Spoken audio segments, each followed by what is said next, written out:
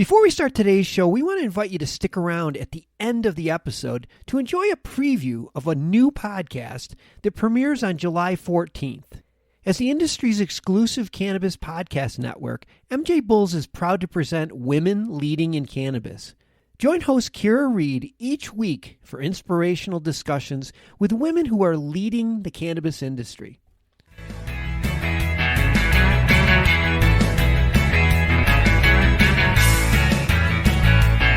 It's antimicrobial, antibacterial, it's anti-inflammatory. It's very good for skin. So we believe it's going to be big in the skincare industry where, they use a small amount and the cost won't be as prohibitive. Some people call it the stem cell of the cannabis plant because it is the first compound that the plant produces. As the plant goes through its growth stage, it synthesizes the CBG into THC or CBD. It's the precursor cannabinoid. From MJBulls Media, it's the Raising Cannabis Capital Show.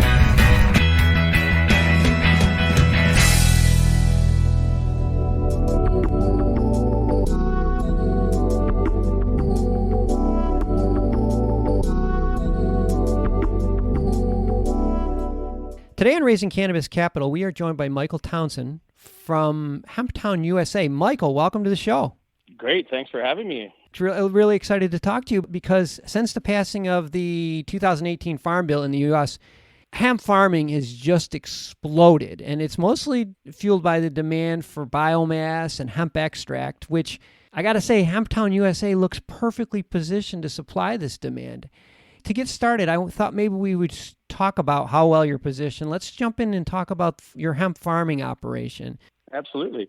So, I just want to mention that we did start in 2018. We had a crop in 2018, which we've been able to monetize between February and April of this year. Approximately $10 million worth of hemp we grew on 110 acres in Oregon. And this year we've expanded that farm for the 2019 season to 500 acres. And we're also planting a novel cannabinoid profile, which is CBG, cannabigerol. Yeah, so last year you did 110 acres, and this year you're quadrupling that, bringing it up over 500 acres. I think I read on your website that you're in a couple other states too.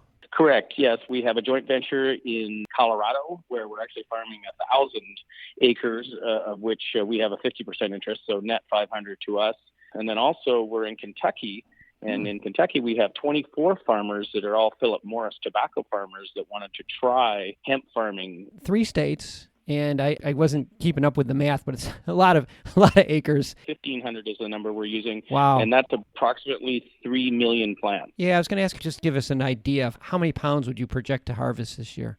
Yeah, so it's around that 3 million number. We project about 1.24, 1.25 pounds per plant, and there's 1,650 plants per acre. So that's about 2,000 pounds per acre. Okay. And then 1,500 acres at 3 million pounds. The CBD dominant biomass is trading in the sort of $30. Last year we got $56 for our Oregon biomass, but it's very superior biomass, and we timed it really, really well. This year we sort of in our model, we've got it between $25 and $30 in our financial model for the CBD, which we have 2 million pounds of. And then the CBG sells for a couple of $100 a pound. And there's just not a lot of it around. We actually ended up with 43% of the seeds that were produced this year. So we're the dominant player in the United States. I saw that you made a really significant investment in CBG.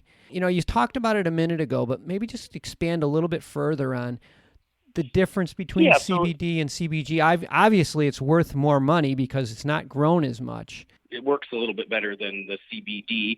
And, on specific things, it's antimicrobial, antibacterial, it's anti-inflammatory. It's very good for skin. So we believe it's going to be big in the skincare industry where, they use a small amount and the cost won't be as prohibitive. Some people call it the stem cell of the cannabis plant because it is the first compound that the plant produces. As the plant goes through its growth stage, it synthesizes the CBG into THC or CBD. It's the precursor cannabinoid. Wow. I mean, you really made a commitment to this. I think you told me that 25% of your plants in the ground right now are CBG producing plants. Yeah, it's even higher than that. We're 1 million out of 3 million, and we paid $2 million for those seeds. Those seeds are $2 each if you can get them, and no one else can get them right now. I think as time passes, they'll become more prevalent in the market. And then we also bought Oregon CBD seed's test crop of CBG. So they test in the fields for 3 years before they commercialize the seed. We bought their test crop as well, so we got a couple 1,000 pounds of CBG. Well, it seems like you've cornered the CBG market. I hear insane numbers for the margin, like as high as 80% margins. Just give us an idea, a realistic idea. Or even higher. No. It costs us only about $5 a pound well, with the CBG, it's $6 a pound because we have to spend the extra dollar. Oh, geez. So about $6 a pound.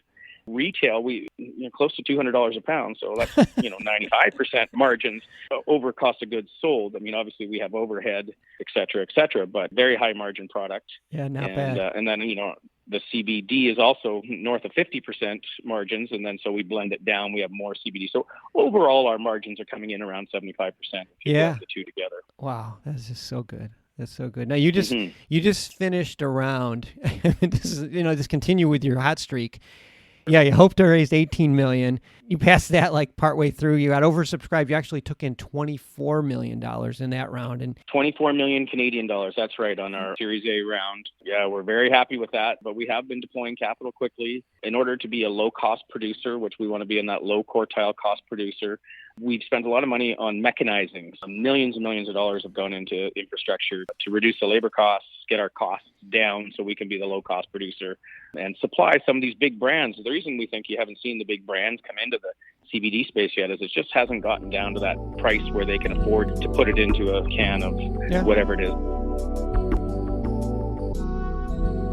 So back to the raising capital. I mean, I heard everybody give a sigh when I told them that you'd close that round, but everyone's going to be excited to hear that you've opened up another round. Yeah, that first round was a convertible debenture, which is typical in a Series A.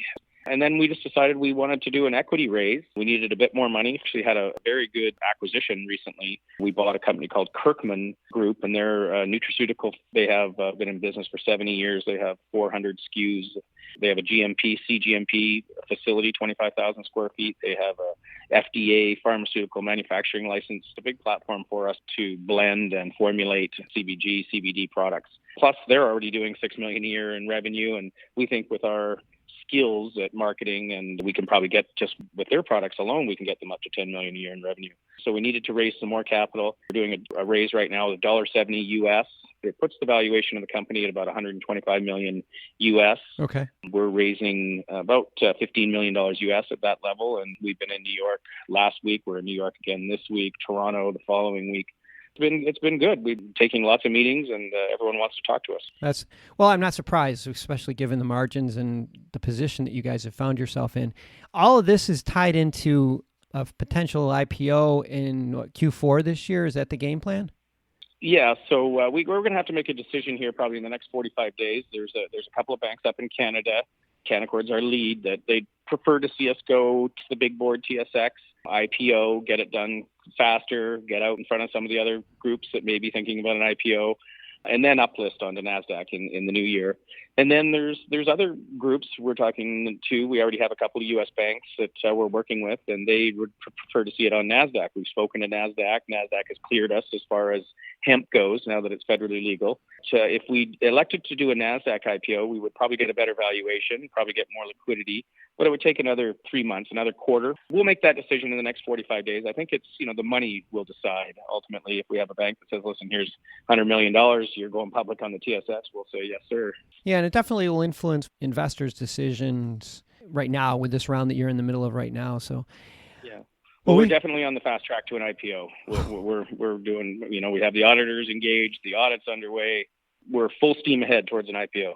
Well, you're full speed ahead on a lot of different things. But we've been speaking with Michael Townsend from HempTown USA, and I have all of his information on the MJBulls website, including if investors are interested, we can get you all that information on our website.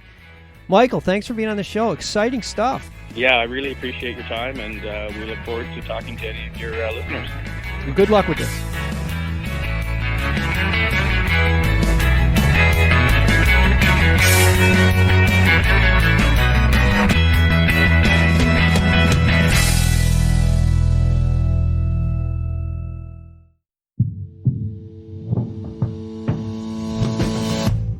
Tell me, boy, you make me so bored. You need to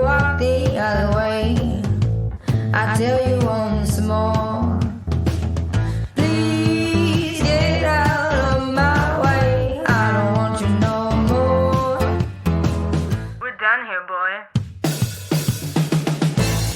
I know you think you're so fine, but you can't see it. I've been wanting to combine.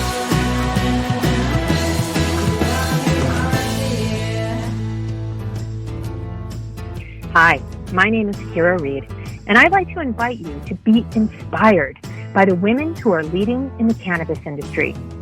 Each week, we will discuss empowerment, leadership, and what it means to be a woman in charge in marijuana, hemp, and CBD. As the founder of the Women Empowered in Cannabis community, I have had the great pleasure to get to know many brilliant and talented women who are CEOs, executives, politicians, advocates, and community leaders that are focused on creating a cannabis economy that is just, fair, and equal. We'll learn how these women make decisions, how they navigate a predominantly male industry, and what they're doing to level the playing field for women. I hope you'll join us.